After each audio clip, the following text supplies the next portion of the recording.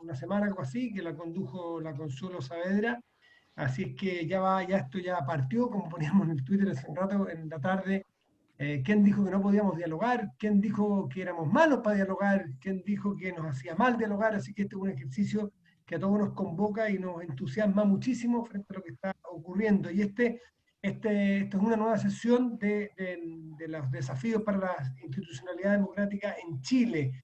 Esta es una invitación que nos hace a todos los presentes y a todos los que han llegado a esta sala virtual, el Instituto de Desafíos de la Democracia, que es una fundación nueva, ahora de 2020, cuyo objetivo justamente es generar espacios de diálogo que para los grandes desafíos que tiene hoy día, a los cuales se ve enfrentado en muchas partes del mundo la democracia liberal. Estos desafíos, desde la perspectiva de los fundadores que nos han convocado a todos nosotros, busca justamente volver más evidente que lo que ocurrió a partir desde octubre, que ha sucedido y ha continuado ahora con la pandemia, y los desafíos que vienen hacia adelante, octubre y el próximo año, qué decir.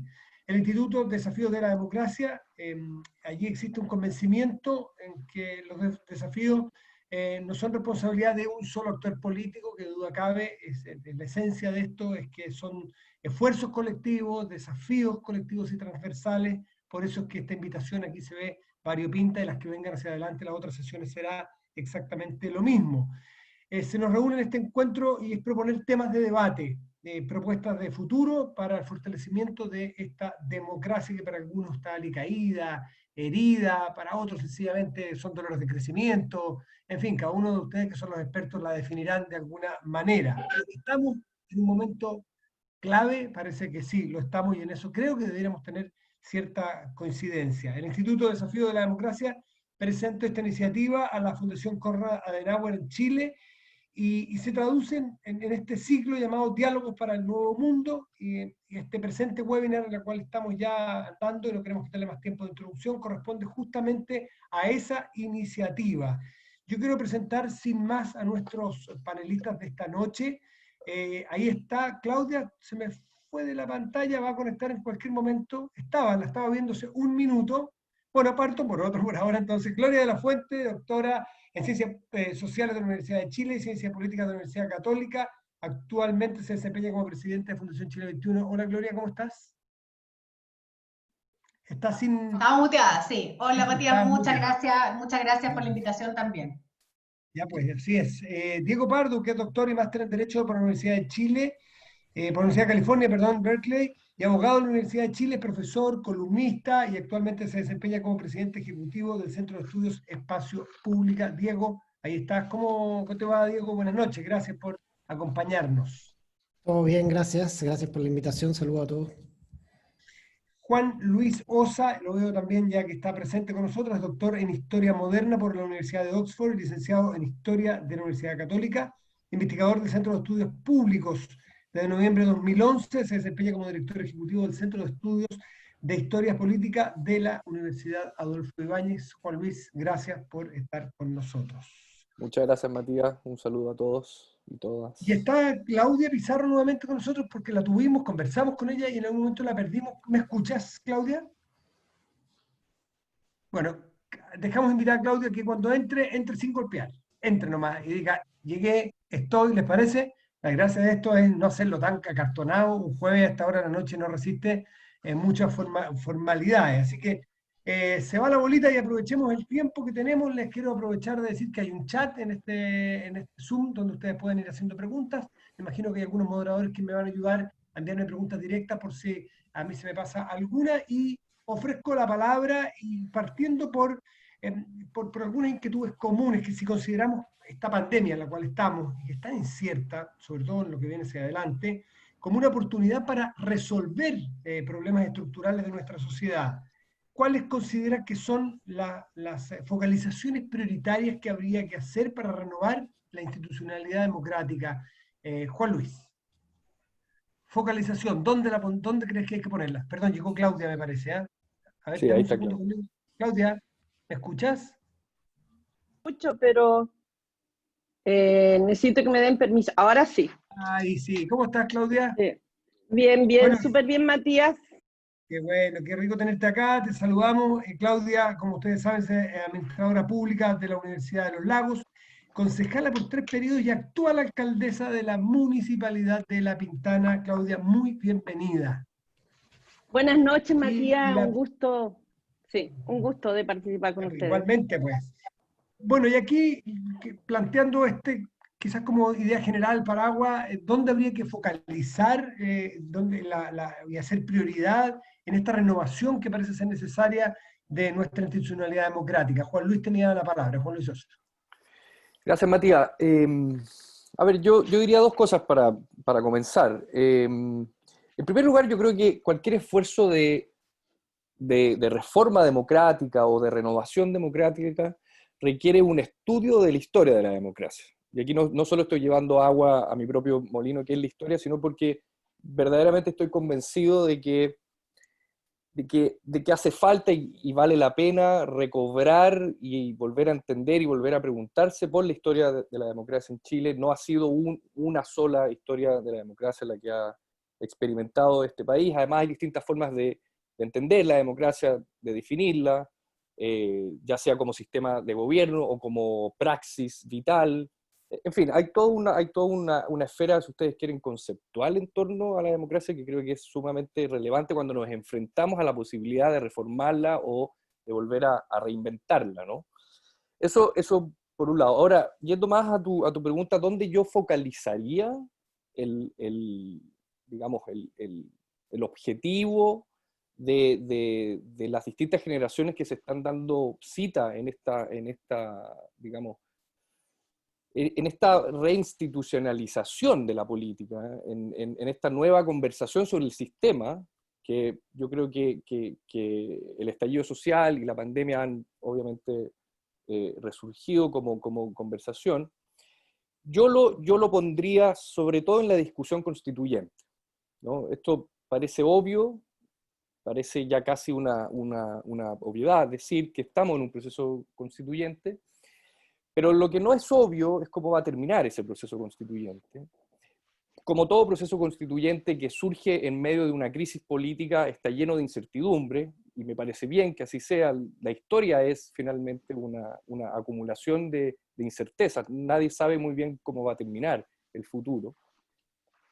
Y entonces creo que mucho más allá del plebiscito de octubre, creo que llegó el momento de darle una mayor canalización a la discusión constituyente, porque, entre otras cosas, nos vamos a preguntar por la democracia en ese proceso, ¿no?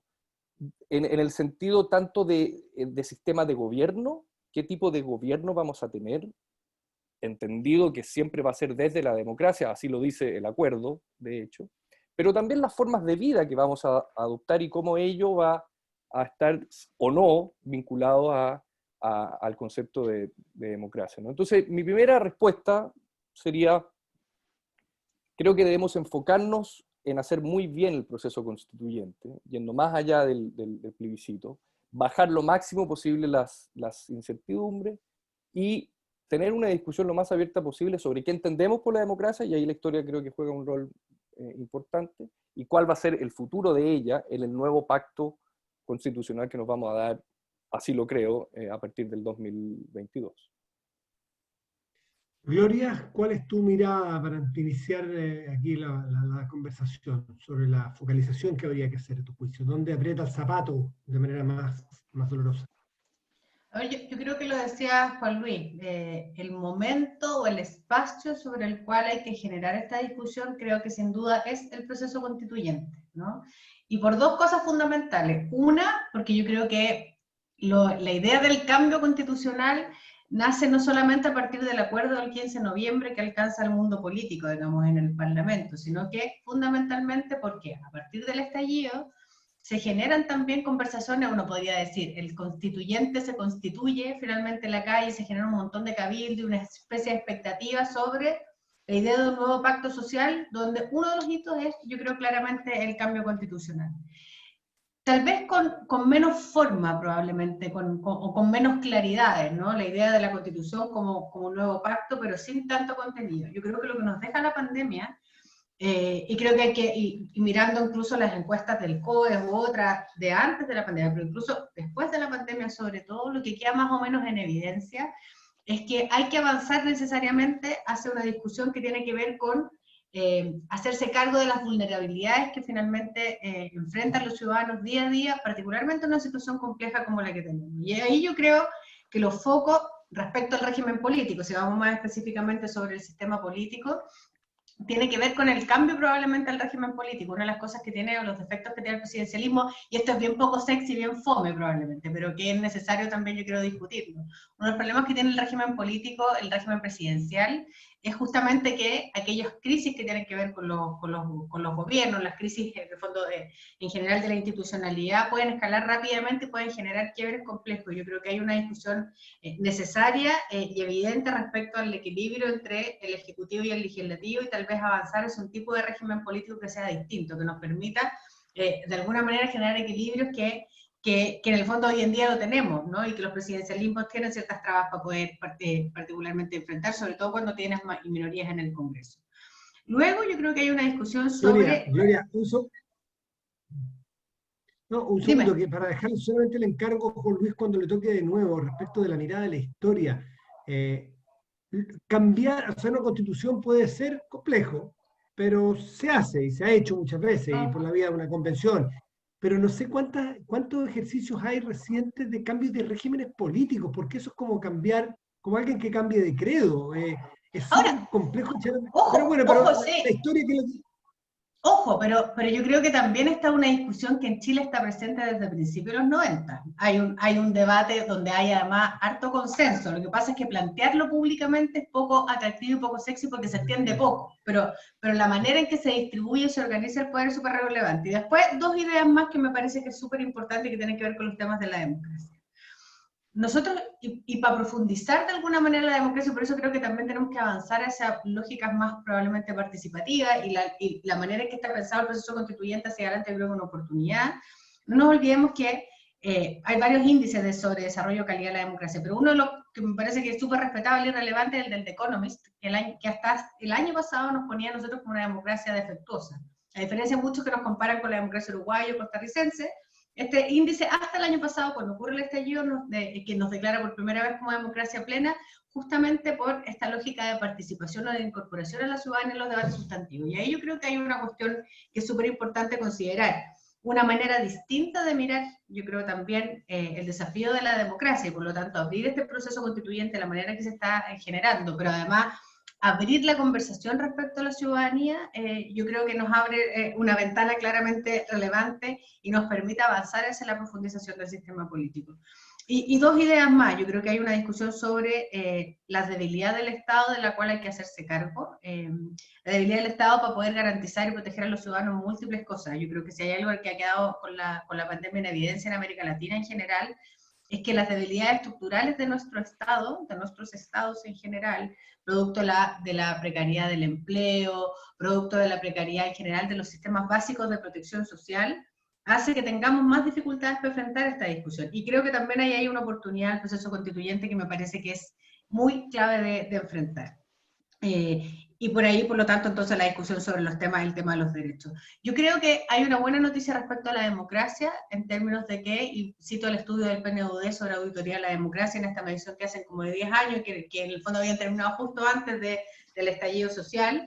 Hay una buena noticia respecto a la democracia porque en rigor los estándares o la valoración de la democracia es alta en Chile, pese a que hemos tenido una baja sostenida en la confianza en las instituciones durante mucho tiempo, ¿no?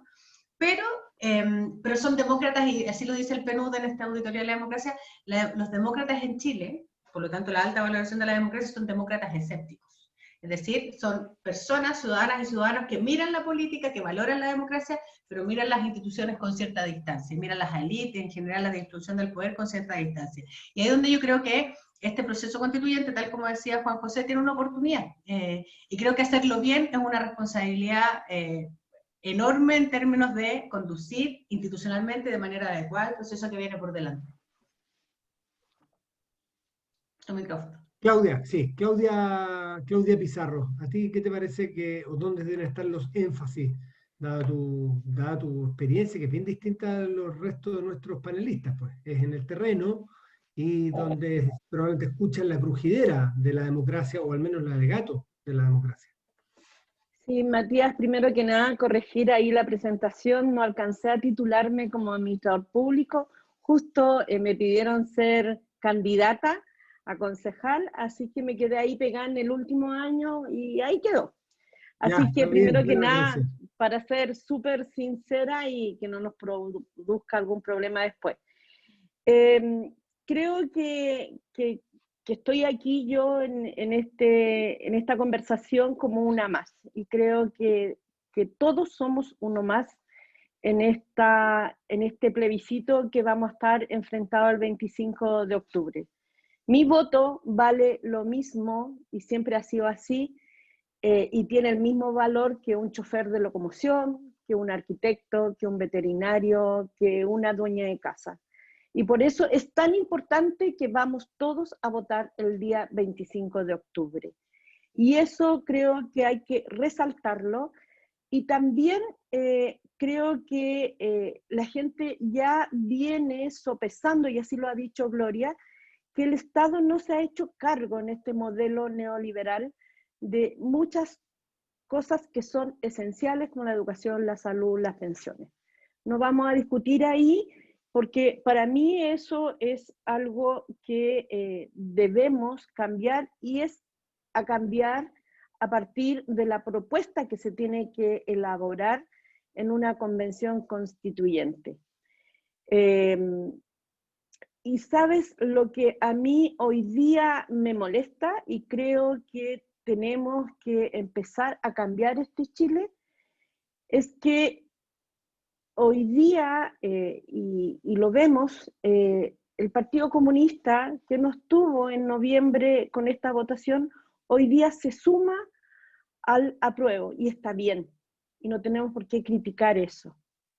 Sin embargo, también aquí, aquellos que no estuvieron en primera instancia por avanzar hoy día a este acuerdo, quiero decir aquí, Gabriel Boric fue funado en una plaza, todos los vimos, por aquellos que no estaban de acuerdo en avanzar en este mecanismo. Y creo que Gabriel Boric, el Frente Amplio, pusieron ese sector su capital político, y está bien que lo hagan y que lo defiendan. Y que si hoy día el Partido Comunista está por el apruebo, tampoco hay que juzgarlo. Creo que este país tiene que avanzar en las cosas que son grandes para el país. Creo que lo bonito de la democracia es eso, que seamos capaces de ponernos de acuerdo y que todos tenemos que participar. Creo que basta de polarizar el país. Y creo, porque no vamos a avanzar en esto si nos preocupamos de pequeñeces. Y Claudia, eso una es lo preguntita. importante. Yo ahí, ¿sí? Desde tu experiencia, tú dices no polarizar, pero muchos analistas dicen, ojo, déjense, la polarización es de las élites. En las bases no hay tal polarización. El ciudadano o la ciudadana que camina a la micro todos los días para ir en la pega cuando puede salir por la pandemia, no está tan polarizado como las élites o los columnistas de este país. Tú que vives con la gente de a pie cotidianamente más que muchos de nosotros, ¿qué tanto es la polarización en ese mundo? Efectivamente, como tú dices, ¿ya? Creo que a mucha gente no le interesa eso, le interesa los temas más concretos, no le interesa tildar a la gente. Yo soy demócrata cristiana y lo tengo que reconocer, y miles de veces esa élite política, o cuando nos enfrentamos y nos sentamos con los políticos, nos dicen que somos amarillos los demócratas cristianos. Pero si yo no soy marxista, yo soy demócrata cristiana, yo soy de centro y siempre lo he sido. Por lo tanto, ¿merezco que nos digan amarillo? No merezco que nos digan amarillo. Yo creo en un país donde estemos todos. Yo veo Chile de colores. La cosa no es blanco ni negro. Yo creo en la diversidad. Yo creo en la democracia. Yo creo en la tolerancia. Y es por eso que yo me he visto como alcaldesa con otros alcaldes también, enfrentados a una misma posición. Hoy día, ¿cuántos alcaldes están en el apruebo? Y yo no le tengo que creer. Quizás tendríamos que irnos a ver qué entiendes tú de aquí para adelante.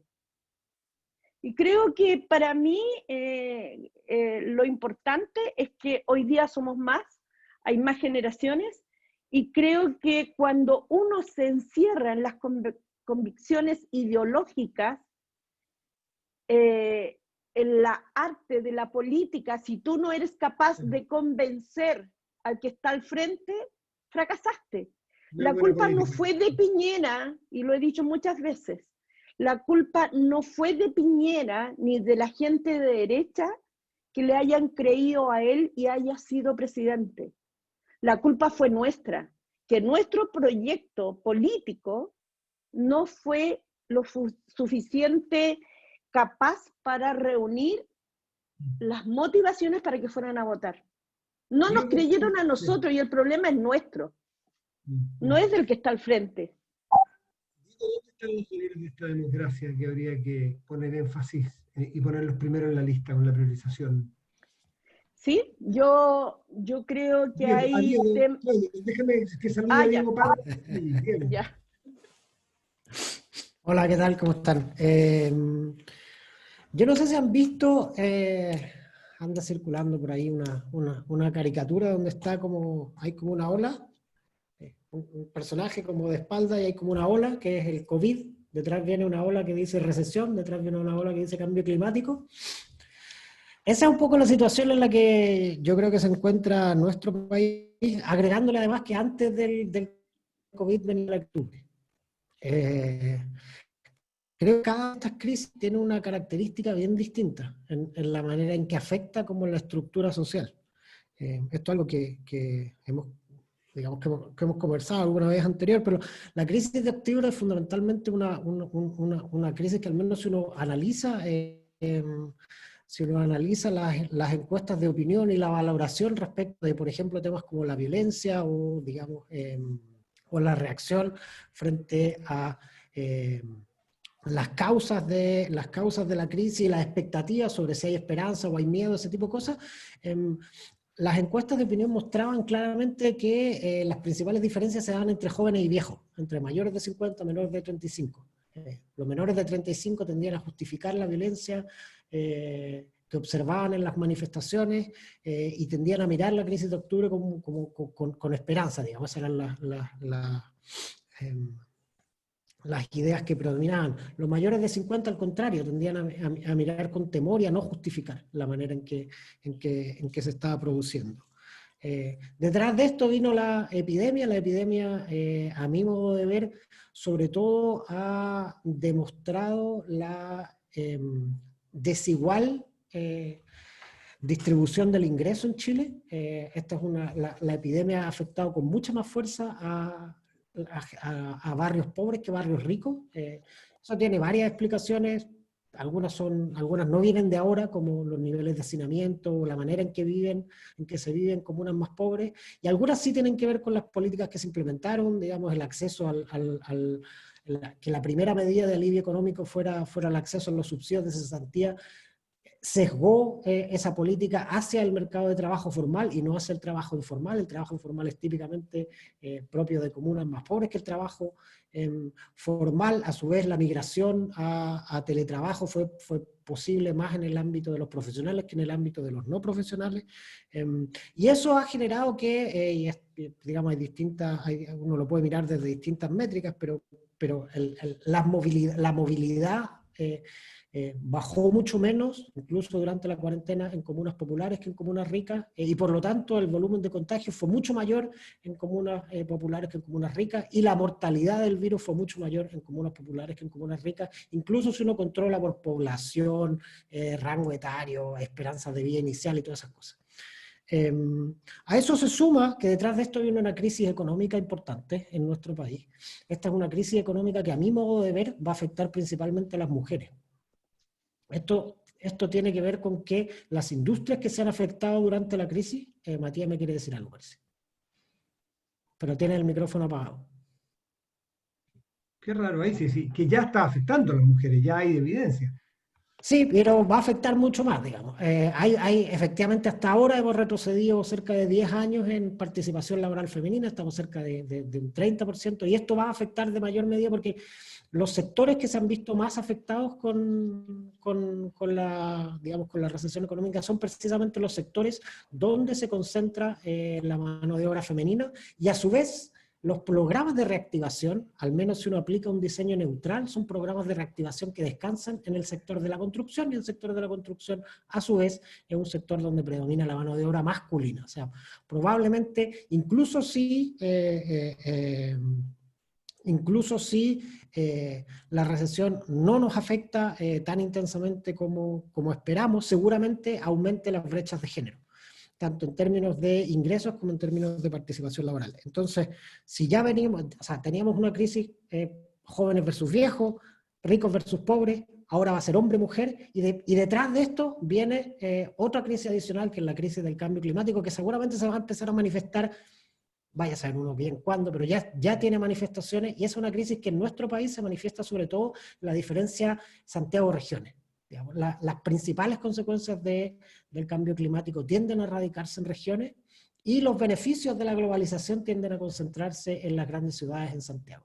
Entonces, a mi modo de ver, la situación en la que estamos ahora, por así decirlo, es de un escalón de 4 capas de crisis que están afectando las 4 maneras en que solemos segmentar la sociedad: jóvenes, viejos, ricos, pobres, hombre, mujer, Santiago, región. Entonces estamos en un problema, a mi modo de ver, muy grave como sociedad. Estamos en una coyuntura complicada, y la única, bueno, no sé si la única, porque tampoco quiero jugar digamos, a la teoría del terror o del miedo, pero la mejor manera de recomponer esta fractura social en ciernes, me parece que es la Constitución. En eso yo estoy de acuerdo con Juan Luis. La manera de transformar el miedo a la violencia, el miedo a la enfermedad, el miedo al desempleo, el miedo a la incertidumbre asociado a estas distintas crisis, la manera de transformar eso en esperanza en un futuro, yo creo que es principalmente una Constitución que sea capaz de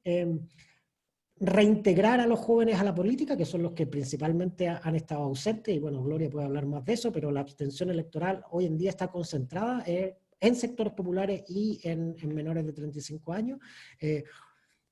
Cerrar las brechas entre ricos y pobres, distribuir el poder también entre Santiago y regiones, y contribuir a, digamos, cerrar las brechas de género que nos mantienen como una sociedad que le cuesta terminar de integrar a la mujer tanto a la política como al mercado del trabajo con igualdad de oportunidades.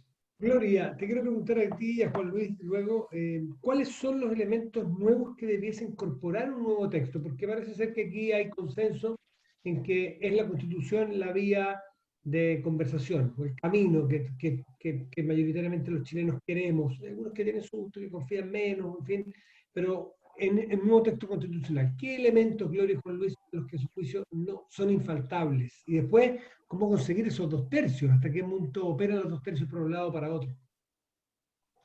Fíjate, para responder eso, yo creo que hay que poner en perspectiva también el debate.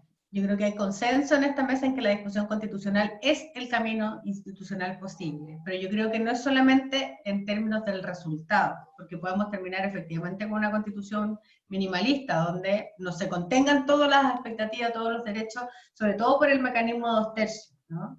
Entonces, pondría el énfasis también en otra cosa, que tiene que ver no solamente con el resultado, sino que con el proceso. Es súper importante que el proceso en cada uno de sus hitos sea un proceso que sea legitimado por la ciudadanía, que cuente con estándares altos en materia de acceso a la información, de transparencia, de la posibilidad de que aquello efectivamente garantice la apertura y garantice efectivamente que los resultados, o sea, y el proceso va a ser legitimado por la ciudadanía. Ahora, dicho eso, yo creo que hay algunos mínimos que me parece que son necesarios, además de lo que decía el régimen político hace un rato atrás, que probablemente ahora Juan Luis puede hacer referencia más a ello, yo ya lo señalé.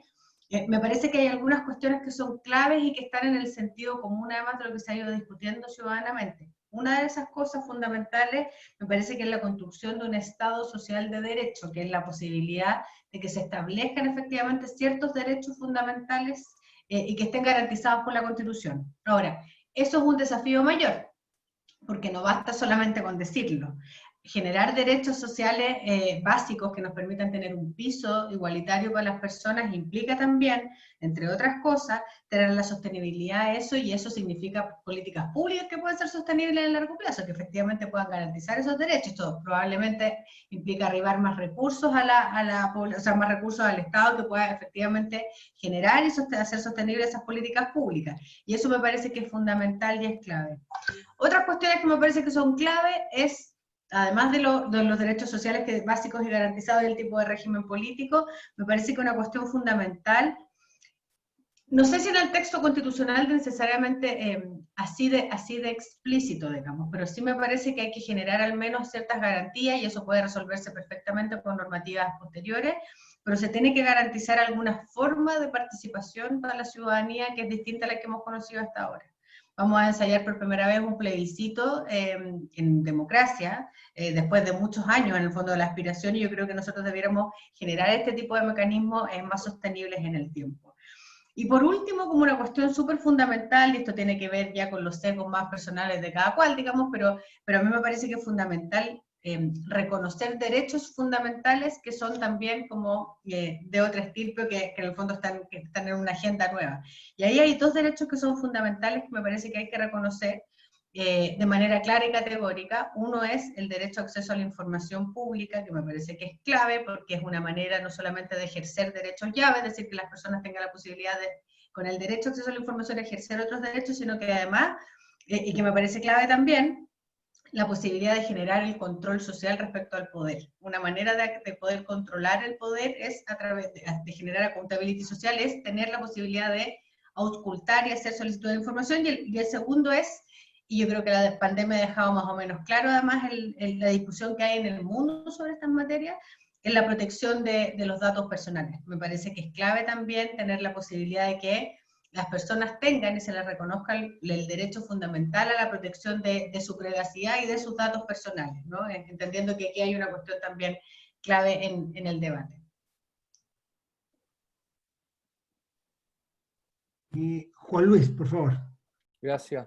Sí, antes de ir a tu pregunta, Matías, yo me gustaría hacer un comentario a partir de lo que estaba diciendo Claudia. Yo estoy de acuerdo con ella, que aquellos que no se subieron al acuerdo el 15 de noviembre, ya sea porque no firmaron el acuerdo o porque desde entonces que están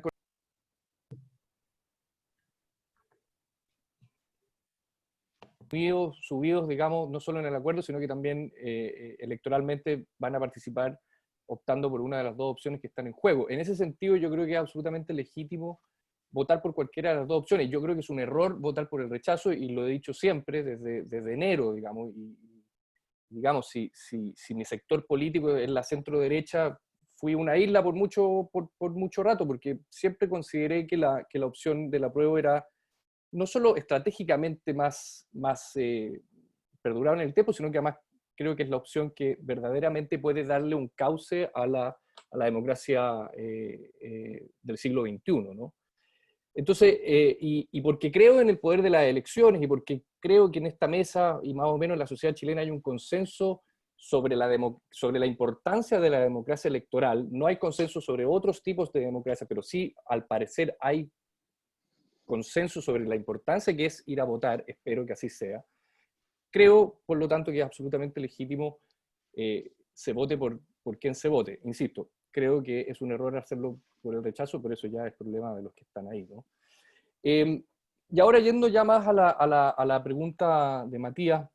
Los elementos nuevos que debería incorporar necesariamente. Sí. Antes de ir a los elementos específicos, yo creo que la discusión que estamos teniendo como sociedad desde noviembre, que yo creo que es anterior, porque está el proceso de la presidenta Bachelet, pero también hay una larga discusión académica y política sobre la viabilidad o no de cambiar la Constitución del 80, que remite por lo menos a la década del 2000. Esa discusión tiene elementos muy técnicos, muy prácticos, que son más o menos los que tú me estás preguntando ahora, Matías, que es la discusión constitucional. Esto es, ¿qué es lo que constitucionalmente debería estar garantizado en un nuevo cuerpo, ¿no? Y hay otra discusión que es menos práctica, pero que creo que es sumamente relevante, que es la discusión constituyente. Es decir, el origen que está derivando, en este caso, a una nueva constitución. Y me parece que el gran problema que tiene este país es constituyente más que constitucional. Esto yo sé que es poco sexy porque es menos constructivista, si ustedes quieren. Le Pero pone es menos... novedoso, ¿eh? Pero es Le novedoso, pone, interesante.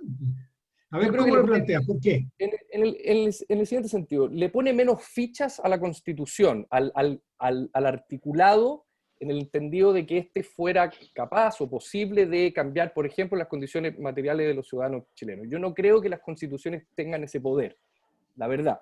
Y por lo tanto, si ustedes me dicen, ¿tú cambiarías radicalmente la Constitución actual? Yo diría que no. Yo no cambiaría radicalmente la Constitución. Sí creo que hay cosas que hay que cambiar, pero muchas otras cosas que hay que mantener. Y en ese sentido es que creo que la gran discusión y el gran problema que tenemos como sociedad es constituyente. Es que remitimos constantemente a la legitimidad del proceso constituyente de los 80. Ahí hay un problema que no hemos resuelto y que no solo dice relación, al parecer, con la ilegitimidad de origen, sino que también con la del ejercicio, porque de otra forma no estaríamos hablando del problema que nos atañe, ¿no? En esta mesa y como sociedad. Entonces, yo creo Ya, que pero se sí, subsana, Juan Luis, se subsana con el proceso que estamos a punto yo de creo, acometer. yo así lo espero, yo espero que el origen de este proceso constituyente sea suficientemente legítimo como para que en 20 años más no lo estemos cuestionando. Y creo en ese sentido que a pesar de la violencia y a pesar de lo terrorífico que es para la derecha todo el acuerdo del 15 de noviembre, creo que fue lo más canalizado posible en las circunstancias que se estaban dando en ese momento. Y desde entonces creo que lo más importante, y esto debería replicarse para todas las zonas, para todos los, digamos, posiciones democráticas en el país, lo más importante es darle legitimidad al proceso constituyente. Que se respete lo que ya está señalado, que es una reforma constitucional, de hecho, no es un mero papelito firmado el 15 de noviembre, sino que derivó en una reforma constitucional, que de una vez por todas haya un reglamento constitucional, constituyente. No tenemos un reglamento, no sabemos cómo se van a votar las normas. Hay múltiples interpretaciones respecto a qué significa el 2/3. Toda esa discusión dice relación con el momento constituyente, no con lo constitucional. Bueno, así Luego parte, vendrá, así parte la convención eventual, exactamente. dándose, Luego dándose las reglas. y luego, entonces, tendremos una discusión que es ya constitucional. Y ahí vamos a tener más o menos diferencias. Yo insisto, hay varios artículos de la Constitución del 80 que yo respetaría. Yo no tengo problemas en decir que a mí me gusta que el Banco Central sea autónomo. Creo que le hace bien al país que así sea, ¿no? También me gusta la segunda vuelta. Hay gente que no le gusta la segunda vuelta y que preferiría entonces que las elecciones presidenciales se resolvieran vía como se hacía antes del golpe. Yo creo que la segunda vuelta es un gran elemento de equilibrio de las fuerzas políticas. Y en fin, hay muchos otros artículos que yo mantendría y por supuesto otros que habrá que introducir pensando ya más en el siglo XXI, que dicen relación con los derechos sociales. Yo no sé si llego hasta el punto de un Estado de derecho social, pero sí creo que el concepto de seguridad social es sumamente relevante. Está en la Constitución, pero sobre todo están en todas las constituciones latinoamericanas desde el 90 en adelante. Pero el detalle de la discusión constitucional, de verdad, porque no tengo tanta esperanza en la Constitución, creo que es menos importante que la discusión constituyente. Porque el detalle, creo que hay otras sedes donde se pueden discutir de mejor forma y a más largo plazo, ¿no? Porque vamos a tener 9 meses nomás. Y va a ser muy difícil ponerse de acuerdo en el detalle constitucional.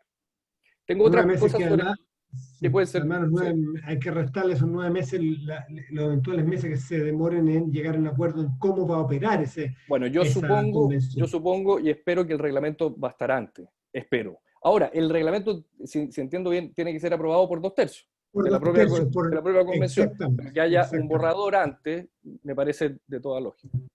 Diego Pardo, si quieres tú sumar también, y le aprovecho de dejar la pregunta planteada a Claudia, para no pasar siempre por aquí por el moderador, los elementos que debería tener esta Constitución, pero también los espacios de acuerdo en esta, como decía Gloria, en estas múltiples interpretaciones sobre los famosos 2/3, que hay gente que sueña y se desvela por los 2/3, pero hay algunos que se desvela por un lado y otro por el otro, porque se ha interpretado de muchas maneras.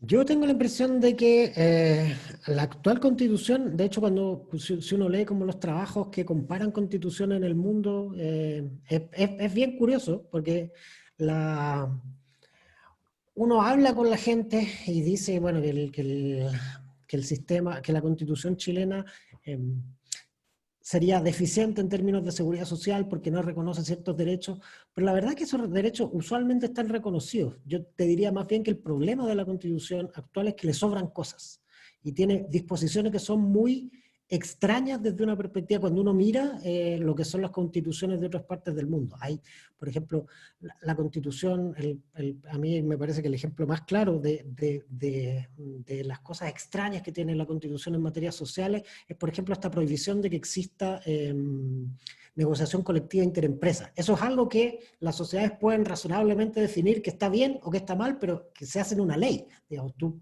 esperarías que si gana un gobierno laborista sea capaz de impulsar una legislación que fomente la negociación colectiva interempresa, y si gana un gobierno conservador, todo lo contrario, digamos, que deshaga esa legislación y que por lo tanto sean cosas que cambien cuando cambia una coalición. El problema de la Constitución del 80, que yo creo que es en parte responsable importante de la desafección con la participación electoral y la desafección con los problemas políticos, es que impedía que los cambios de coaliciones se transformaran en un cambio real en lo que implementaba un gobierno, en las plataformas políticas de un gobierno. La que quizás lo sufrió con mayor intensidad, y bueno, de nuevo Gloria nos puede contar un poco más sobre eso, fue el gobierno de la presidenta Bachelet, que cosas tan simples como, por ejemplo, repartir píldoras del día después en un consultorio se declararon inconstitucionales, establecer mecanismos de financiamiento que privilegien la educación pública,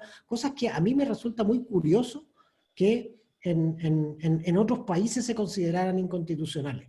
Entonces, desde mi perspectiva, creo que a la Constitución del 80 sobre todo le sobran muchas cosas. Le sobran muchas cosas que impiden que cuando haya un cambio de coalición, ese cambio de coalición pueda significar algo.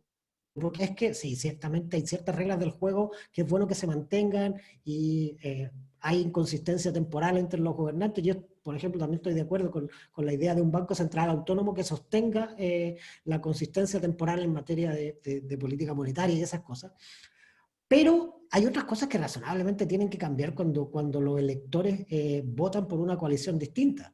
Y el hecho de cambiar de una coalición de izquierda a una coalición de derecha tiene que transformarse en algo, porque si no, de alguna manera, esa sobreestabilidad de las reglas del juego termina desfondando la política de significado. Respecto del quórum de 2/3, yo creo que el quórum de 2/3 es bastante más común de lo que la gente cree cuando uno mira otras constituciones de otras partes del mundo, y hay constituciones que han sido muy exitosas con un quórum de 2/3. El ejemplo que se me viene a la cabeza es el de Sudáfrica, por ejemplo, que es una constitución que fue capaz, con poca, digamos, de recomponer una sociedad dividida, era la sociedad sudafricana del apartheid. Y su constitución fue muy exitosa en recomponer y redistribuir el poder en una sociedad muy, muy fragmentada y que estaba al borde, digamos, de la guerra civil.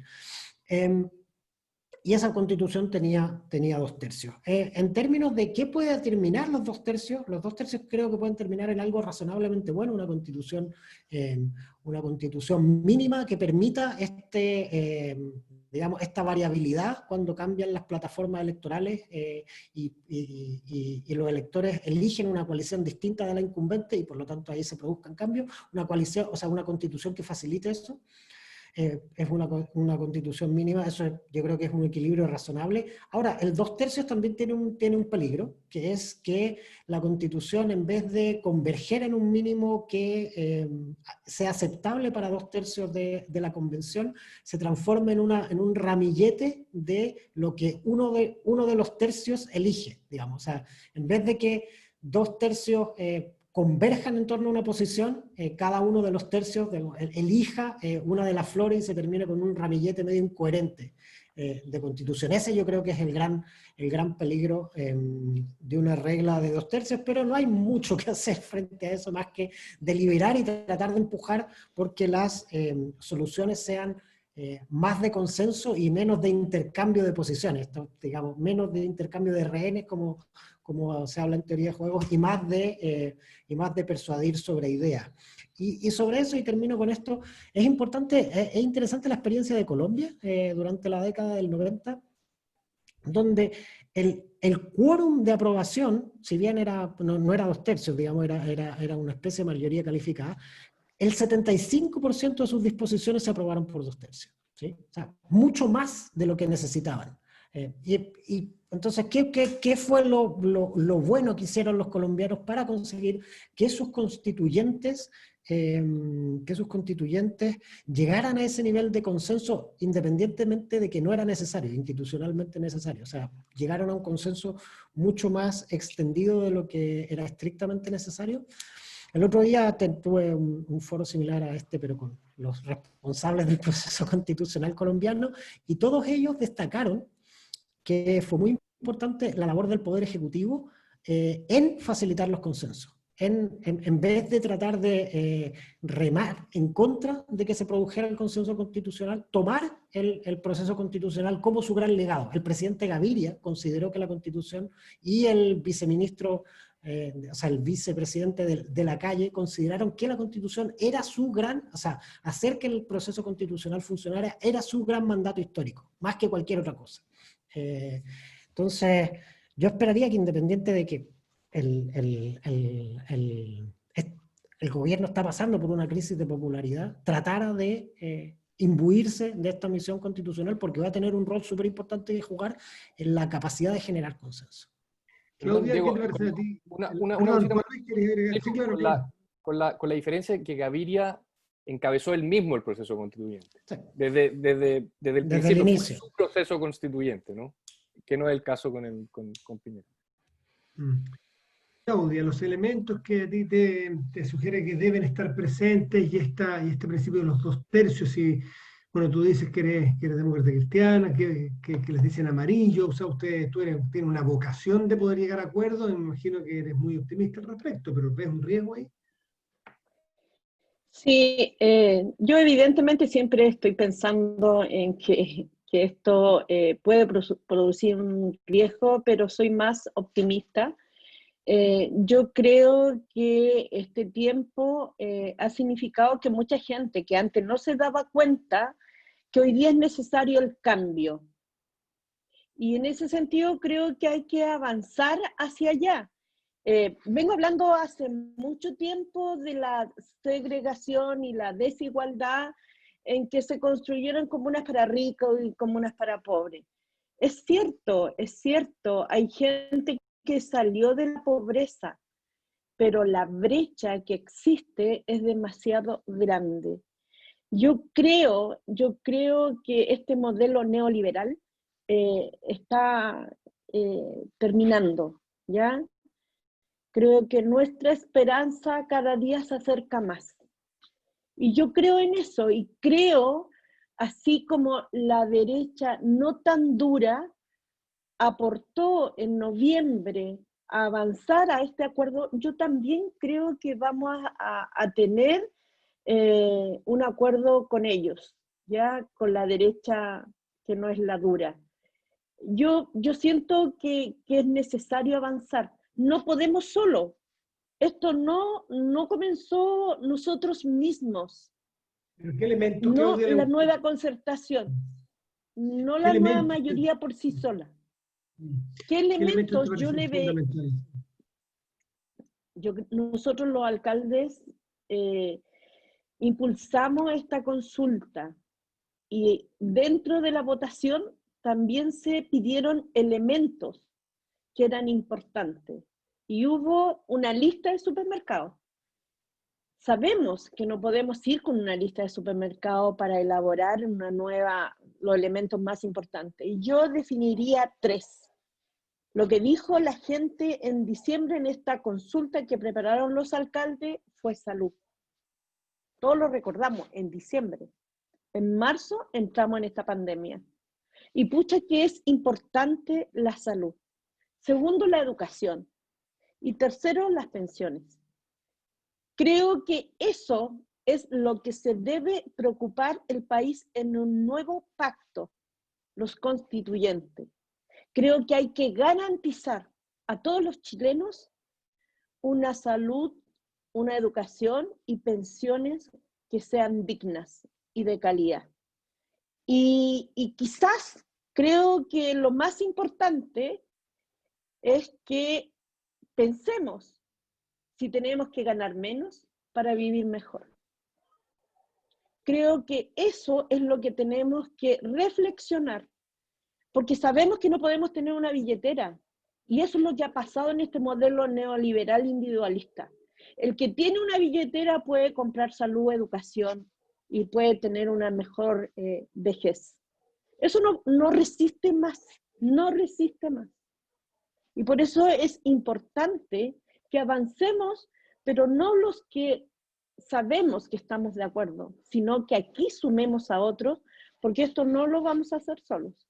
Y por eso yo estoy en construir con los que quieren avanzar y no quedarse pegado en el pasado.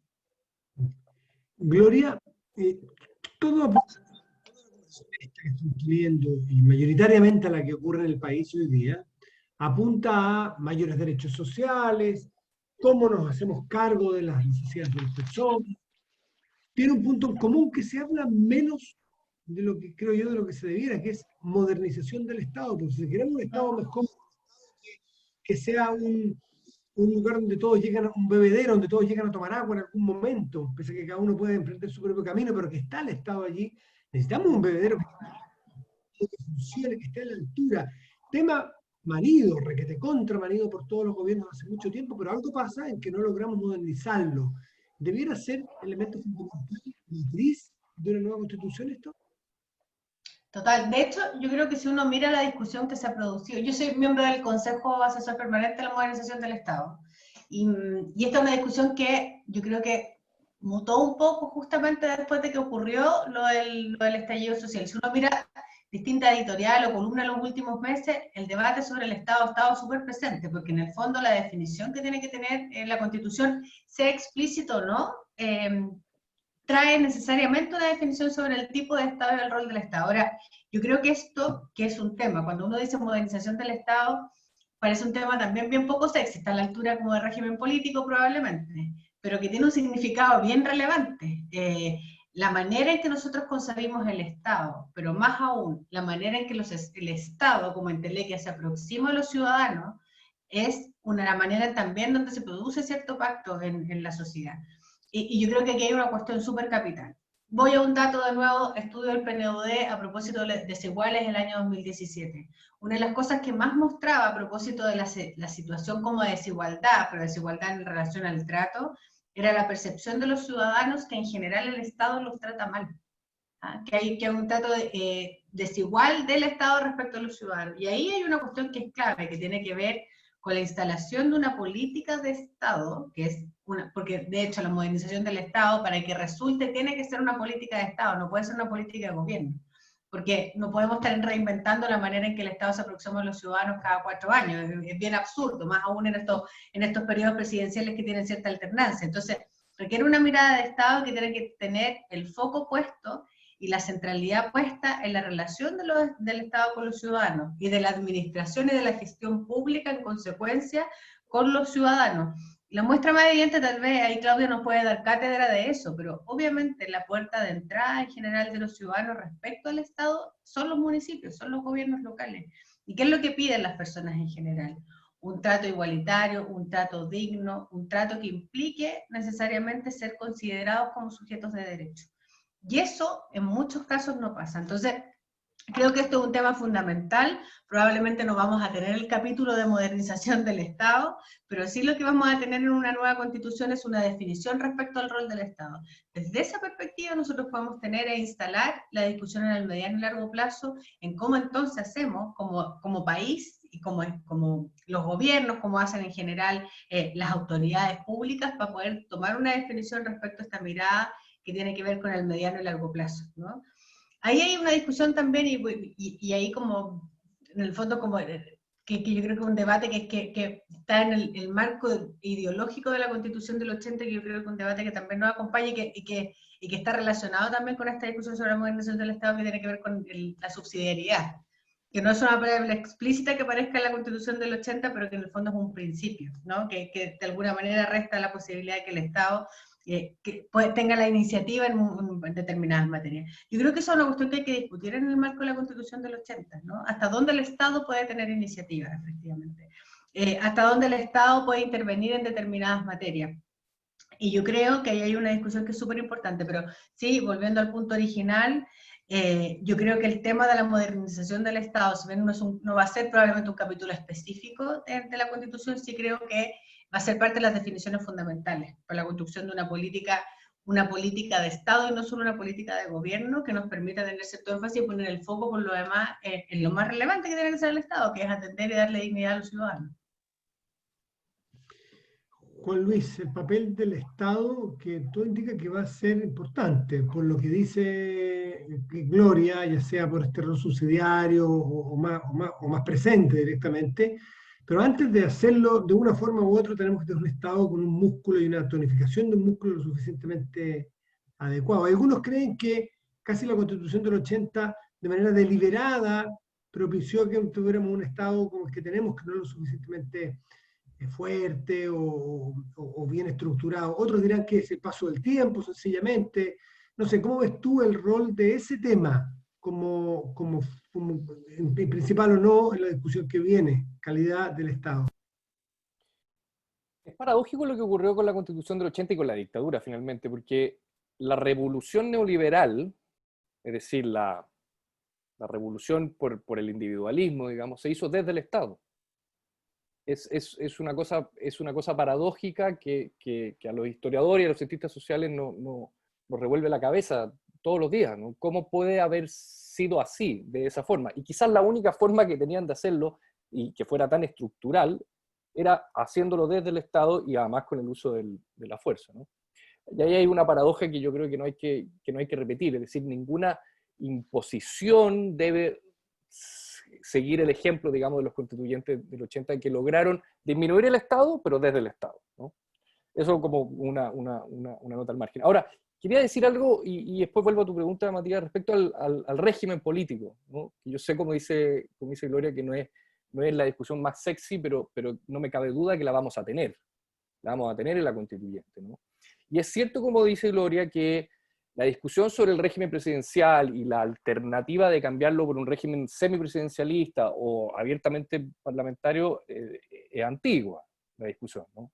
Ya en 1985 Arturo Valenzuela, junto con Juan Lins y otros, estaban publicando en el CEP, en estudios públicos, algunas ideas sobre cómo cambiar el régimen presidencialista una vez que se retornara a la democracia. Es decir, es una discusión que viene muy fuerte, ¿no? Y que luego retoma Óscar Godoy en los 90, y hay toda una serie de distintas posiciones políticas que defienden la idea de encaminarse hacia un régimen semipresidencialista. Yo la verdad no tengo una visión totalmente marcada y estática, digamos, respecto al régimen semipresidencial o presidencialista, pero creo que el problema político del país, o el problema número uno del país, no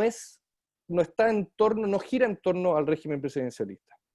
Si uno tuviera que identificar un problema político, no social, sino que político, creo que tiene que ver más con el régimen electoral y cuáles son las consecuencias que han tenido los distintos regímenes electorales para la convivencia política y por lo tanto para el régimen presidencial. En otras palabras, el así llamado parlamentarismo de facto que tenemos hoy en día, para bien o para mal, no es un juicio de valor, yo creo que tiene que ver más con el régimen electoral, no con la figura del presidente, otra vez, no estoy hablando de Piñera, sino que la figura presidencial, ¿no? Entonces, al mismo tiempo que vamos a tener una discusión sobre el régimen, no tengo problema en tenerla y me parece bien que así sea, creo que también tenemos que pensar sobre el régimen electoral, de qué manera verdaderamente las fuerzas políticas van a estar representadas en un régimen electoral que sea, digamos, bien distribuido, bien pensado, etc., ¿no?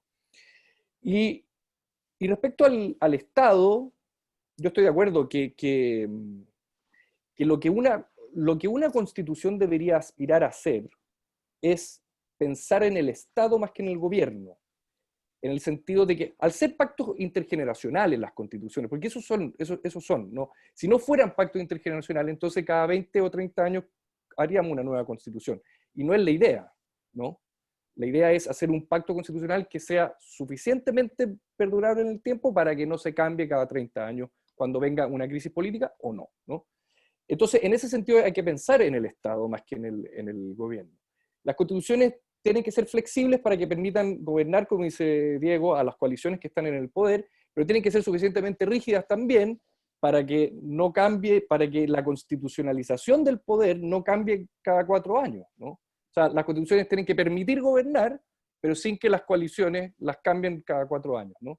Entonces, es un equilibrio difícil, pero algo que yo creo que se consigue pensando, como dice Gloria, en el Estado, en cómo vamos a pensar y construir el Estado más que el gobierno. Diego Pardo, me gustaría que, para no desviarnos de lo que se abrió en esta conversación, es desde el Estado y su necesaria modernización y régimen político, que son dos temas súper ancla en lo que viene.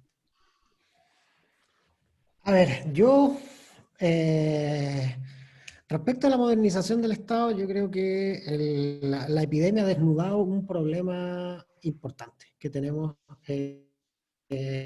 especialmente el manejo de información, digamos. El Estado parece estar anclado, sigue anclado como en el siglo pasado, y necesitamos que empiece a evolucionar con tecnologías de este siglo, porque nuestros problemas son problemas de este siglo, entonces no podemos seguir con un Estado que funciona como si estuviera en el siglo pasado, y digamos cuya mayor tecnología es funcionar con planillas Excel, digamos, y es incapaz de procesar datos y ayudar a los gobernantes a tomar decisiones que son esencialmente complejas y que requieren un volumen de información mucho mayor.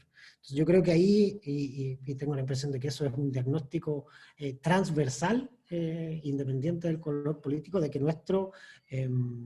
tecnológicamente nuestro Estado tiene que mejorar la tecnología con la que ejerce poder de una manera significativa. Y respecto del régimen político, yo creo que hay un aspecto muy importante que yo tengo la impresión de que esto en la convención va a reflotar, porque es un problema muy importante, pero la discusión política pareciera esconderlo, que siempre se habla del régimen político, se van a hacer más parlamentarios, más presidenciales, se va a tener un régimen electoral más bien mayoritario, más bien proporcional, y eso me parece que es importante, porque yo creo que el grueso de esa decisión tiene que ver con la institucionalidad presupuestaria. Y es ahí donde yo creo que falta un poco más de reflexión sobre qué cosas están bien de nuestra institucionalidad presupuestaria y qué cosas han funcionado mal de nuestra institucionalidad presupuestaria. Llevamos varias décadas de discutir los presupuestos de cierta manera. Eso ha sido exitoso en cierta dimensión, hemos sido relativamente exitosos en limitar la expansión del gasto público para satisfacer intereses particulares, pero también tiene muchas críticas esa manera de discutir el presupuesto. Que digamos que es excesivamente centralista, que le da demasiada autoridad al ministro de Hacienda, que los parlamentarios no tienen prácticamente ninguna iniciativa de gasto, y eso los hace medio irrelevantes, y por lo tanto limita su capacidad política, y como no tienen capacidad a su vez de generar políticas reales, se vuelven muy buenos para dar señales, en vez de trabajar en cambiar cosas reales. Como, digamos, el sistema no les permite cambiar cosas reales, lo único que les queda es dar señales, y entonces se transforma en un régimen parlamentario, o sea, en un régimen donde los incentivos al Congreso son que llamen harto la atención, pero haga pocas cosas, porque no tienen mucha capacidad de hacerlo. O sacar concesiones anteriores. Eso yo creo que es digamos, el centro del debate del régimen político. A mí me parece que está bien, más parlamentario, más presidencial, más proporcional, más mayoritario. Eso es una discusión importante, pero yo creo que la invitación tiene que ser a tener una reflexión más concreta respecto de nuestra institucionalidad presupuestaria. ¿Qué cosas están bien? ¿Qué cosas están mal? Y ahí, digamos, a mí me falta la voz de mucha gente que tiene mucha experiencia en materia de discusiones presupuestarias y que yo creo que ha estado relativamente ausente en la discusión constitucional. Tanto de los gobiernos de la concertación como de los gobiernos de la alianza, hasta todos han tenido distintos nombres, pero lo que alianza, o como sea que llamemos a la coalición de centro-derecha, las personas que han tenido tanta experiencia en materias presupuestarias, a mí me falta un poco esa reflexión para dar el debate de manera más informado sobre régimen político, porque además creo que y con esto sí termino, en la institucionalidad presupuestaria está la clave para sostener eso que está hablando Juan Luis, que los constitucionalistas le llaman el principio de democracia intergeneracional. Lo que sostiene la democracia intergeneracional, lo que impide que las generaciones actuales se gasten los recursos de las generaciones futuras, es precisamente una institucionalidad presupuestaria que sea capaz de balancear esto, darle voz a todo el mundo, pero al mismo tiempo no darle plata a todo el mundo. Claudia, preguntan con bastante insistencia aquí en el Zoom y llegan preguntas respecto de esta figura o esta idea que no está a lo mejor tan lejana, en que las élites han manejado el país, han manejado las instituciones. Por élite se entiende todos los que han estado en el poder, que son un grupo relativamente chico, y que tienen susto a que el proceso constitucional también sea de las élites, en los partidos políticos, por ejemplo.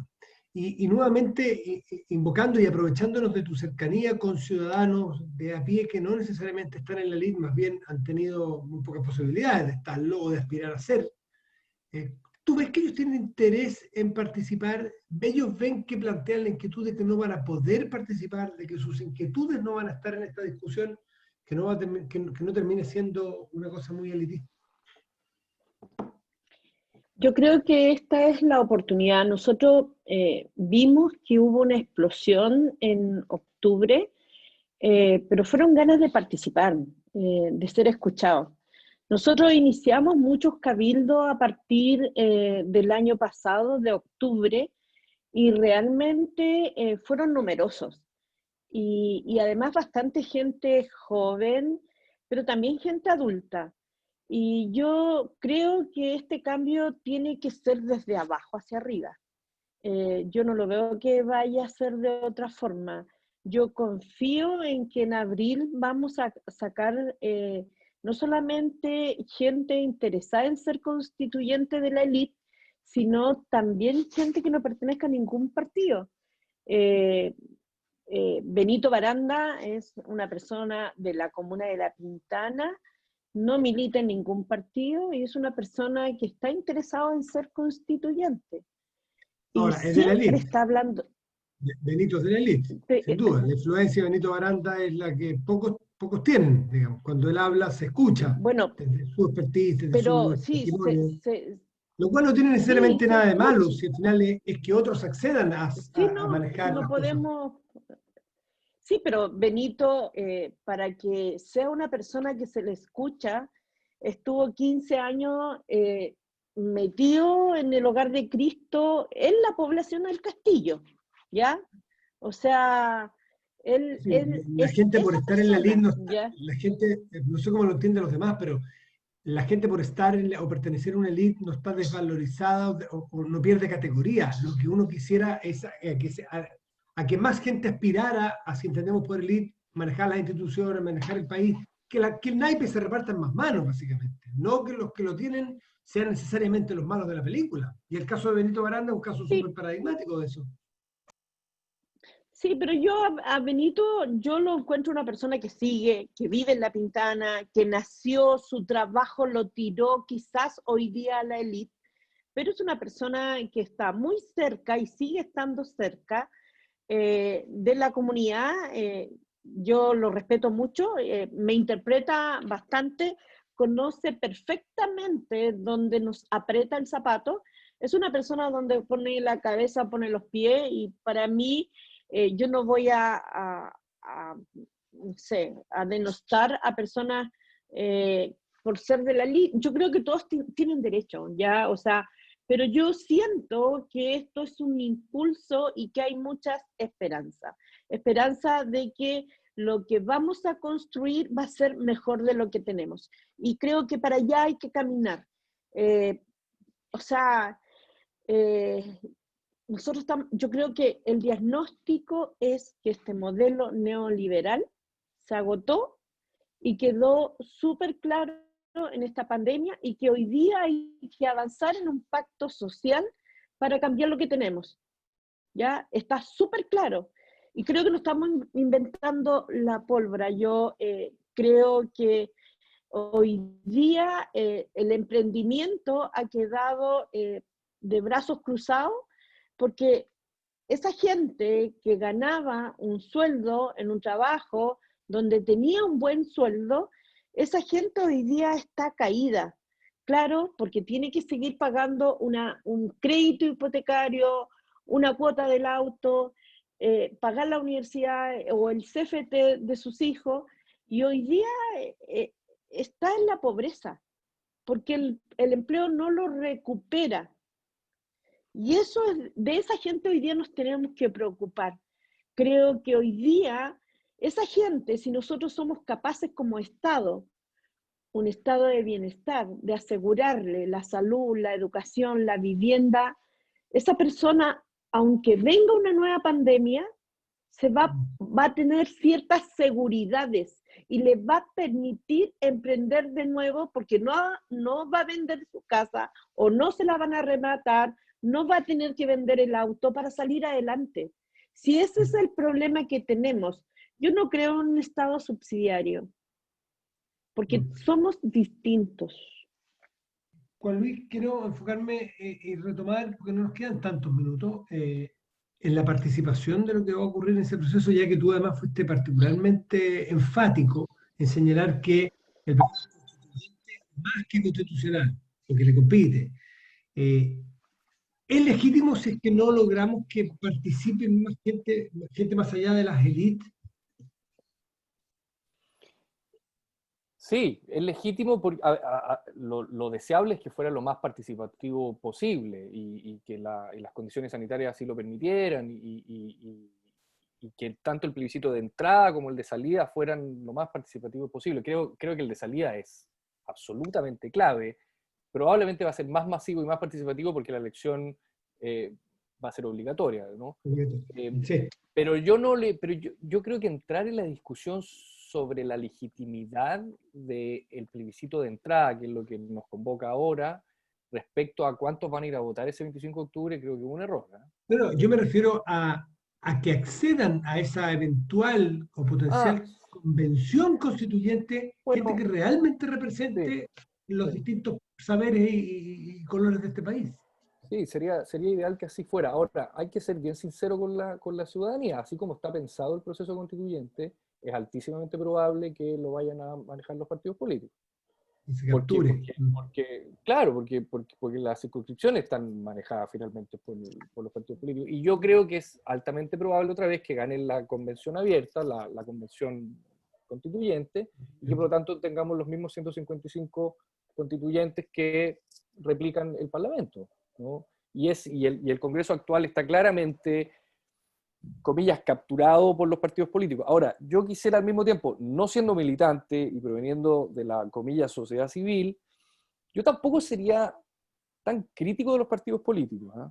Creo que le hace un flaco favor a la democracia empezar en una crítica constante de los partidos políticos, porque eso ya sabemos dónde termina, ¿no? Termina en figuras autoritarias, en populismo, digamos, que se salen de la institucionalidad. Entonces yo, no militando, soy un fiel partidario de que los partidos políticos jueguen un rol central en la toma de decisiones. Ahora, quisiera, por supuesto, que en la constituyente hubieran voces que no pertenecen a los partidos políticos. Sí, sin duda, sin duda. Pero tampoco le tengo tanto miedo a que comillas, sea capturado el proceso por ellos, y tampoco creo que dependa su legitimidad de eso. Yeah. Más bien la legitimidad va a depender del proceso mismo. Oye, y algo que es políticamente incorrecto, y Gloria, te paso a ti la pelota también. Es bien políticamente incorrecto decir, claro, es legítimo que participe la mayor cantidad de gente de todas las capas sociales, edades, regiones, en fin, procedencia. Pero desde el punto de vista de lo cualitativo, en cuanto a, ¿se necesita tanto expertise o necesitamos a alguien incluso que no tenga instrucción escolar completa, por ejemplo? Porque alguien puede decir casi como era censitario por lo económico algún día, podría ser hoy día por los conocimientos, decirle, oye, pero no puede estar en una constituyente alguien que no ha terminado la instrucción primaria escolar. Y eso es políticamente bien incorrecto. ¿Qué eso quisieron hacer, a lo mejor cuando diseñaron esto que dice ustedes que va a estar capturado al final por los partidos políticos, dejar afuera a gente que no tuviera el expertise técnico? ¿O eso se soluciona con asesores? No, yo tengo la impresión de que no hubo intención de esa. Lo que pasa es que lo que se aplicó como mecanismo, como regla, fue la regla conocida, y la regla conocida era básicamente emular la elección parlamentaria que teníamos, por lo tanto los 28 distritos, los 155 representantes, y no creo que haya habido una intención particular de dejar algunos fuera. Ahora, esas reglas son excluyentes respecto a algunas condiciones en particular, y eso es cierto, y es cierto lo que dice Juan Luis también. Efectivamente, hay un espacio, dado el sistema electoral para elegir a los constituyentes, los convencionales constituyentes, dado además el nivel de instalación y la envergadura del territorio sobre el cual tienen que ser elegidos estos convencionales constituyentes, lo más probable es que los partidos terminen teniendo más ventaja, que tienen anclaje territorial, que por ejemplo alguien independiente.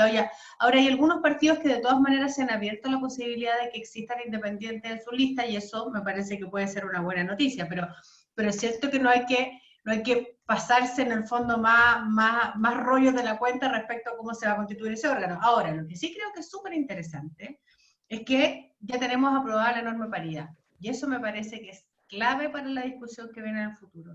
Sabemos que incluso con mecanismos de acción afirmativa como las cuotas, las mujeres siempre terminan subrepresentadas o terminan finalmente como una especie de galleta en las listas parlamentarias.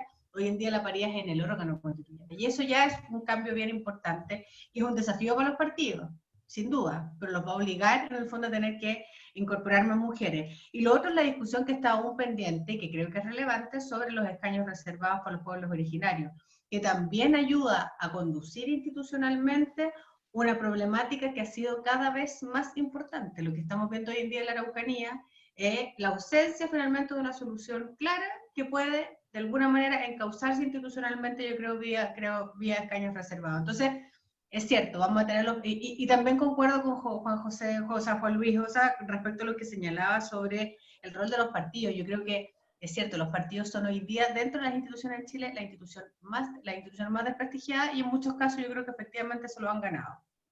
Pero creo que no hay posibilidad de construir democracia en el futuro si no tenemos partidos políticos que sean sólidos, que sean relevantes, que probablemente sintonicen en agenda también con los temas que son sentidos por la ciudadanía, y eso no obsta, por cierto, en una democracia representativa, abrirse a lo que a nuestra democracia le falta, que son mecanismos de participación o de mayor deliberación. Si nosotros logramos generar esa combinación hacia el futuro, creo que vamos a lograr construir una mejor democracia, pero la asamblea, ni la democracia plebiscitaria, ni ese tipo de democracia reemplaza sin duda las formas representativas de la democracia, que tienen que necesariamente mejorarse en el futuro. Diego, ¿cuánto pasa, Diego Pardo, la calidad de lo que podamos conseguir en un proceso constituyente en que efectivamente sea representativo, que es la otra cara, sin denostar a los partidos políticos, que creo que yo también me sumo, y todos los que estamos aquí, de su importancia vital en la democracia, pero que tampoco sea una captura 100%, porque hemos visto que a veces cuesta la sintonía de los grupos políticos con lo que sucede fuera de los edificios de la política. Cuesta cuando se contradicen cosas evidentes un día para otro, y entonces están mal evaluados por cosas absurdas, cosas de ese tipo. Pero más allá de eso, ¿cuánto importa la calidad, la representatividad para que tengamos legitimidad y calidad en una constitución futura? Yo creo que es súper importante.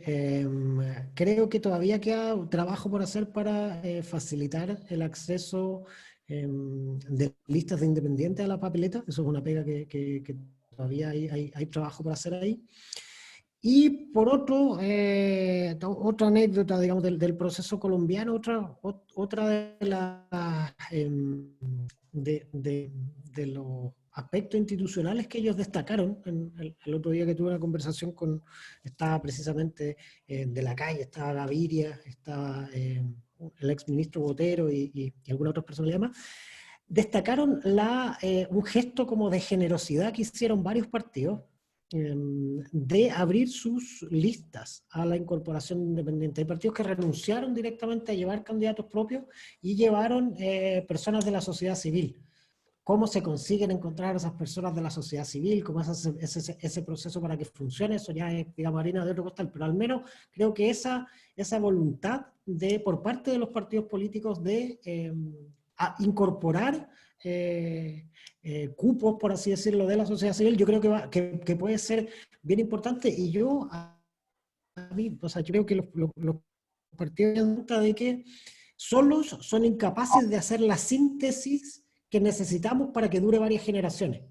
Los partidos políticos están, tengo la impresión, muy anclados en una discusión hoy, para poder alcanzar, no digo que tenga que ser sin ellos, yo creo que ellos son una pieza muy importante, pero creo que tienen que ser capaces de incorporar voces que están fuera de, hoy en día, de su órbita, para ser capaces de efectivamente representar más allá de lo formal. Yo creo que sí, en lo formal la legitimidad, yo creo que en eso estoy muy de acuerdo con Juan Luis, no es un despropósito poner a cuestionarlo, pero sí yo creo que los partidos tienen una pega por hacer en el sentido de incorporar voces independientes para lograr el ejercicio, este ejercicio de síntesis que está destinado a durar varias generaciones y por lo tanto tiene que incorporar personas que hoy en día no están participando de la deliberación colectiva.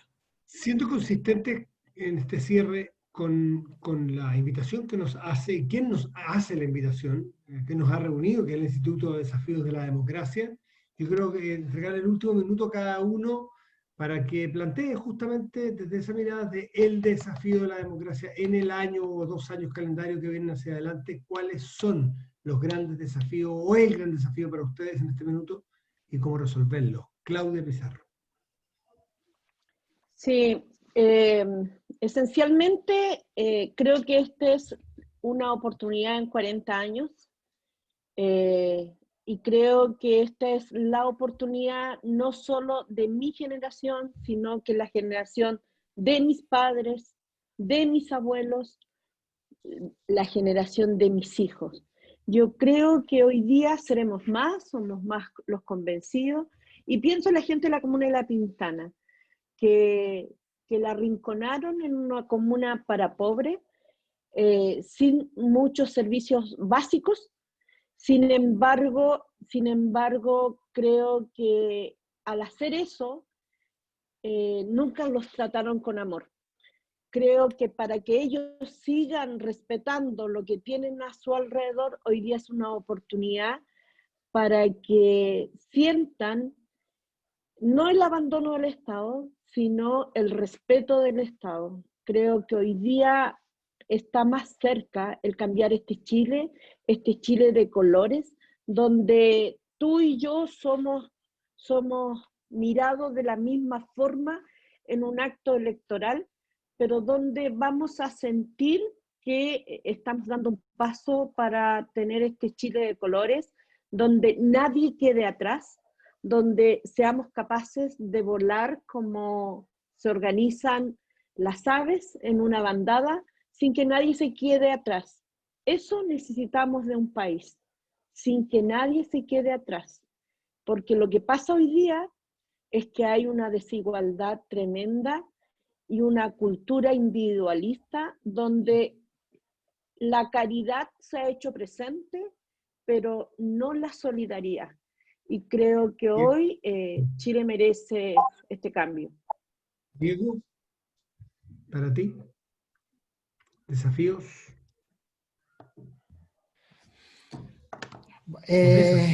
Sí, voy a seguir en el mismo ejemplo que estaba, de Colombia. Otra reflexión que a mí me hizo mucho sentido fue esta idea de el miedo como empuje inicial. El miedo es una sensación que uno siempre tiene frente a cambios importantes, digamos. Todos nosotros cuando hemos tomado una decisión importante en la vida, antes de dar esa decisión importante, es obvio sentir miedo. El miedo es como, es una sensación natural cuando uno está a punto de hacer algo importante.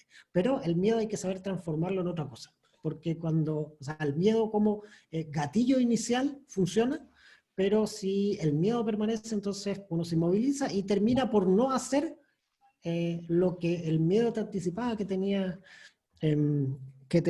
que hacer. Y en ese sentido la capacidad del proceso constitucional de transformar este miedo en esperanza, yo creo que es muy importante. Y el principal desafío de la democracia yo creo que es precisamente esa. Hoy tenemos miedo a muchas cosas. Tenemos miedo a la violencia, tenemos miedo a la enfermedad, miedo a la crisis económica que se nos viene, tenemos miedo a la crisis climática que se viene detrás de la crisis económica, tenemos miedo a muchas cosas. Tenemos que saber, El miedo o sea, como motor, claro. la democracia tiene que ser capaz de transformar este gatillo en esperanza hacia lo que viene adelante. Gloria, ¿para ti? Yo creo que el principal desafío que tenemos es asumir que tenemos como sociedad una corresponsabilidad respecto al éxito de este proyecto y de este proceso, que yo creo que en definitiva es la construcción de un nuevo pacto social, y parece como una palabra, como una frase bonita, pero yo creo que tiene mucho sentido. Y uno de los elementos fundamentales probablemente, pero no el único de este nuevo pacto social, tiene que ver con el cambio constitucional, pero no es el único. Lo más probable es que para poder consolidar el proceso que viene a partir del plebiscito, o sea, que iniciamos a propósito del estallido social, y si uno va más atrás probablemente iniciamos mucho antes, como otro tipo de movilizaciones y otro tipo de malestares que veníamos mirando en la sociedad chilena, es que nosotros todos nos hagamos corresponsables respecto a este proceso, respecto a la necesidad de que aquello que quede en la Carta Fundamental sea sostenible después en el tiempo, no solamente en términos de políticas públicas, sino que una expresión cultural distinta respecto al modelo de sociedad que queremos construir. Y eso me parece que es clave. Creo que la única manera, por lo demás, pese a que estamos en una crisis de confianza en las instituciones, o paradoja, la única manera que tenemos de salir de esto es a través de la vía institucional. Y creo que hay que cuidarla. Creo que hay que generar las condiciones para que la legitimidad de ese proceso no se ponga en duda, no se ponga en riesgo, no ganen los temores de que probablemente quienes van a querer instalar temores, porque creo que es la única posibilidad que tenemos de construir un país más justo y más igualitario para todos. Y creo que ese es el camino para finalmente fortalecer nuestra democracia. Juan Luis Osa. Sí, quizás volver a lo que intenté plantear al principio. Yo creo que cualquier deseo sobre la democracia que queremos tener en el futuro debe partir por una reflexión sobre la democracia, sobre la democracia que hemos tenido, sobre las distintas perspectivas democráticas que existen. Me parece que hay consensos muy mínimos nomás sobre la democracia, y yo creo que cualquier reflexión de futuro va a tener que partir por una reflexión más conceptual y más de pasado, ¿no? Y también creo que es vital para que ello ocurra y esté canalizado, que nos concentremos en hacer muy bien el proceso constituyente.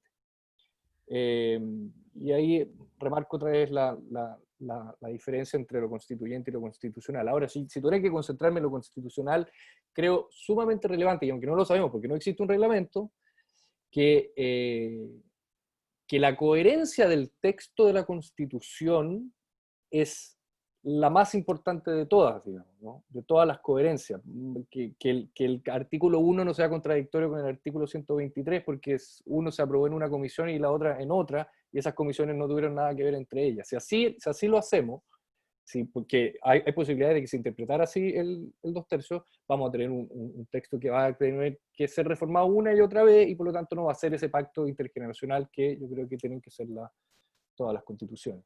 Y termino con lo último, Matías. Yo estoy de acuerdo con lo de los independientes y la sociedad civil, pero no hay que olvidar que los independientes y la sociedad civil tienen intereses políticos también. Ser independiente no es lo mismo que ser prístino, ¿no? Por eso que me gusta mucho el grupo que armó Andrea Repeto y otros, que dicen independientes pero no neutrales. Y tiene toda la razón. Y querer acceder a la constituyente ya refleja una intención política, un interés político, y me parece absolutamente correcto que así sea. Al final de cuentas, la política le hace bien a la democracia. Les quiero agradecer en primer orden al Instituto Desafío de la Democracia, que nos ha invitado a todos a conversar, darnos un espacio para demostrar que es posible dialogar, no pasa nada dialogando, no somos malos para dialogar, por lo tanto el motor del miedo ojalá se quede en pana y surge este motor, como dice Diego, más desde la esperanza. Así que a Gloria, a Diego, a Claudia y a Juan Luis, muchísimas gracias por el tiempo que nos han regalado. Y hasta la próxima, a todos por haber participado. Buenas noches. Muchas gracias, Chao, buenas gracias a noches. todos. Buenas Chao. noches.